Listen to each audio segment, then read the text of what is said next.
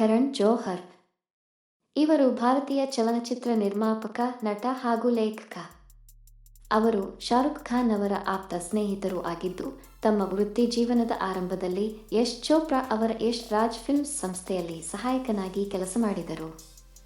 ತಮ್ಮ ನಿರ್ದೇಶಕ ವೃತ್ತಿ ಜೀವನವನ್ನು ಭಾರೀ ಹಿಟ್ ಆಗಿದ್ದ ಕುಕ್ ಕುಕ್ ಹೋತಾ ಹೈ ಚಿತ್ರದ ಮೂಲಕ ಪ್ರಾರಂಭಿಸಿದರು. ಅವರು ಜನಪ್ರಿಯ chat show coffee with Karan ಕೂಡ ನಿರ್ವಹಿಸಿದ್ದರು.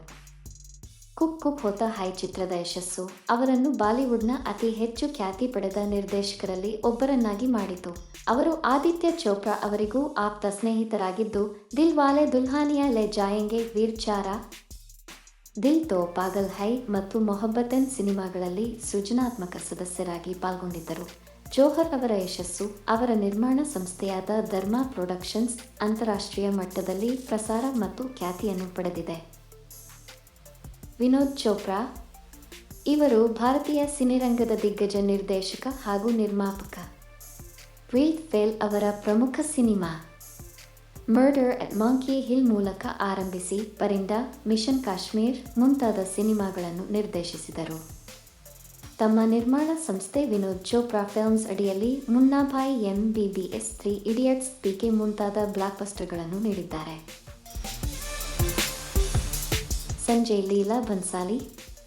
ಇವರು ಬಾಲಿವುಡ್ನ ಅತ್ಯಂತ ಪ್ರಸಿದ್ಧ ನಿರ್ದೇಶಕರಲ್ಲಿ ಒಬ್ಬರು. ಬಾಜಿರಾವ್ ಮಸ್ತಾನಿ ಅವರ ಪ್ರಮುಖ ಸಿನಿಮಾ. ಇವರು ತಮ್ಮ ಭವ್ಯ ಸಂಗೀತಮಯ ಸಿನಿಮಾಗಳಿಗಾಗಿ ಹೆಸರುವಾಸಿ. ಹಮ್ ದಿಲ್ ದೇ ಚುಕೆ ಸನಂ, ದೇವದಾಸ್, ಬ್ಲ್ಯಾಕ್, ಬಾಜಿರಾವ್ ಮಸ್ತಾನಿ ಸೇರಿದಂತೆ ಅನೇಕ ಸಿನಿಮಾಗಳಲ್ಲಿ ಕಲಾತ್ಮಕ ಶೈಲಿಯನ್ನು ತೋರಿಸಿದ್ದಾರೆ. ರಿಷಬ್ ಶೆಟ್ಟಿ. ಕನ್ನಡ ಚಿತ್ರರಂಗದ ನಟ ಮತ್ತು ನಿರ್ದೇಶಕ. ಕಾಂತಾರ ಅವರ ಪ್ರಮುಖ ಸಿನಿಮಾ. ಕಿರಿಕ್ ಪಾರ್ಟಿ ಮೂಲಕ ಯಶಸ್ಸು ಗಳಿಸಿದರು.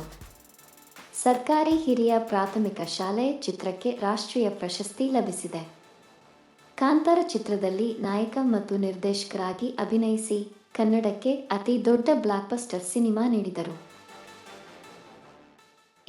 ಎಸ್ ರಾಜಮೌಳಿ. ತೆಲುಗು ಸಿನಿರಂಗದ ಪ್ರಸಿದ್ಧ ನಿರ್ದೇಶಕ. ಬಾಹುಬಲಿ ಅವರ ಪ್ರಮುಖ ಸಿನಿಮಾ. ಬಾಹುಬಲಿ ಸರಣಿ ಮತ್ತು RRR ಸಿನಿಮಾ ಮೂಲಕ ಪ್ಯಾನ್ ಇಂಡಿಯಾ ಸಿನಿಮಾಗಳ ಚಳವಳಿ ಹುಟ್ಟಿಸಿದರು. ಇವರು ನಿರ್ದೇಶಿಸಿದ ಸುದೀಪ್ ನಟನೆಯ ಈಗ ಚಿತ್ರಕ್ಕೆ ಅಂತಾರಾಷ್ಟ್ರೀಯ ಪ್ರಶಸ್ತಿಗಳು ದೊರೆತವು. RRR ಚಿತ್ರವು ಆಸ್ಕರ್ ಪ್ರಶಸ್ತಿ, ಗೋಲ್ಡನ್ ಗ್ಲೋಬ್, ಕ್ರಿಟಿಕ್ಸ್ ಚಾಯ್ಸ್ ಪ್ರಶಸ್ತಿ ಸೇರಿದಂತೆ ಅನೇಕ ಅಂತಾರಾಷ್ಟ್ರೀಯ ಗೌರವಗಳನ್ನು ಗಳಿಸಿತು. ಇವರಿಗೆ ಪದ್ಮಶ್ರೀ ಪ್ರಶಸ್ತಿ ಸಹ ದೊರೆತಿದೆ. ವೆಟ್ರಿಮಾರನ್. ತಮಿಳು ಸಿನಿರಂಗದ ಖ್ಯಾತ ನಿರ್ದೇಶಕ ಹಾಗೂ ಕಥೆಗಾರ. ಅಸುರನ್ ಅವರ ಪ್ರಮುಖ ಸಿನಿಮಾ. ಪೊಲ್ಲಾದವನ್ ಚಿತ್ರದ ಮೂಲಕ ನಿರ್ದೇಶಕನಾಗಿ ಪ್ರವೇಶಿಸಿದರು. ಅವರ ಆಡುಕಲನ್ ಚಿತ್ರಕ್ಕೆ 6 ರಾಷ್ಟ್ರೀಯ ಪ್ರಶಸ್ತಿಗಳು ದೊರಕಿವೆ.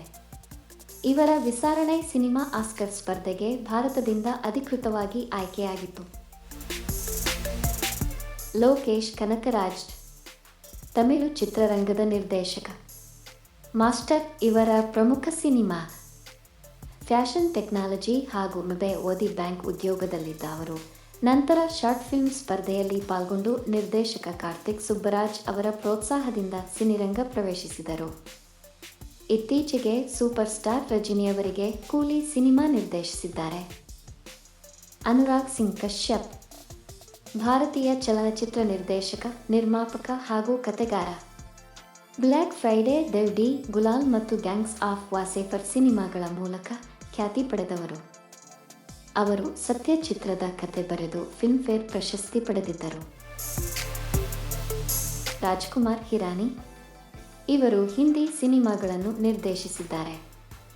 ಮುನ್ನಾಭಾಯಿ ಮತ್ತು ಬಸ್ ಲಗೆ ರಹೋ ಮುನ್ನಾಭಾಯಿ, 3 ಇಡಿಯಟ್ಸ್, PK ಮತ್ತು ಸಂಜು ಅವರ ಪ್ರಮುಖ ಸಿನಿಮಾಗಳಾಗಿವೆ. ಈ ಎಲ್ಲ ಸಿನಿಮಾಗಳು ವಾಣಿಜ್ಯ ಹಾಗೂ ವಿಮರ್ಶಾತ್ಮಕವಾಗಿ ಭಾರೀ ಯಶಸ್ಸು ಪಡೆದಿವೆ. ಅವುಗಳಲ್ಲಿ ಹಲವು ಸಿನಿಮಾಗಳು ರಾಷ್ಟ್ರೀಯ ಪ್ರಶಸ್ತಿಗಳನ್ನು ಗೆದ್ದಿವೆ. ಹಿರಾನಿ ಒಟ್ಟು 11 ಫಿಲ್ಮ್ಫೇರ್ ಪ್ರಶಸ್ತಿಗಳನ್ನು ಪಡೆದಿದ್ದಾರೆ. ಉಪೇಂದ್ರ ರಾವ್. ಉಪೇಂದ್ರ ಎಂಬ ಹೆಸರಿನಿಂದ ಪ್ರಸಿದ್ಧರಾಗಿರುವ ಇವರು ಭಾರತೀಯ ನಟ, ನಿರ್ಮಾಪಕ, ಚಲನಚಿತ್ರ ನಿರ್ದೇಶಕ, ಕಥೆಗಾರ ಮತ್ತು ರಾಜಕಾರಣಿ. ಉಪೇಂದ್ರ ತಮ್ಮ ಚಲನಚಿತ್ರ ವೃತ್ತಿ ಜೀವನವನ್ನು ನಟ ಹಾಗೂ ನಿರ್ದೇಶಕ ಕಾಶಿನಾಥ್ ಅವರೊಂದಿಗೆ ತರ್ಲೆ ನನ್ ಮಗ ಚಿತ್ರದಲ್ಲಿ ಸಹಾಯಕ ನಿರ್ದೇಶಕ ಮತ್ತು ಕತೆಗಾರನಾಗಿ ಪ್ರಾರಂಭಿಸಿದರು. ಈ ಚಿತ್ರದಲ್ಲಿ ಸಂಭಾಷಣೆ, ಹಾಡುಗಳು ಸೇರಿದಂತೆ ಹಲವಾರು ವಿಭಾಗಗಳಲ್ಲಿ ಕೆಲಸ ಮಾಡಿದರು. ಈ ಸಿನಿಮಾ ಭಾರಿ ಯಶಸ್ಸು ಕಂಡು ಕಲ್ಟ್ ಕ್ಲಾಸಿಕ್ ಆಗಿ ಪ್ರಸಿದ್ಧಿ ಪಡೆದಿತ್ತು. ಇವರು ಗೋವಿಂದ್ ಅವರೊಂದಿಗೆ ಶಿಫ್ಟ್ ಚಿತ್ರವನ್ನು ನಿರ್ದೇಶಿಸಿ ಸ್ವತಂತ್ರ ನಿರ್ದೇಶಕರಾಗಿ ಹೊರಹೊಮ್ಮಿದರು. ನಂತರ ಓಂ ಹಾಗೂ ಎ ಚಿತ್ರಗಳನ್ನು ನಿರ್ದೇಶಿಸಿ ಒಬ್ಬ ಅತ್ಯುತ್ತಮ ನಿರ್ದೇಶಕರಾಗಿ ಭಾರತೀಯ ಸಿನಿರಂಗದಲ್ಲಿ ಹೆಸರು ಮಾಡಿದ್ದಾರೆ.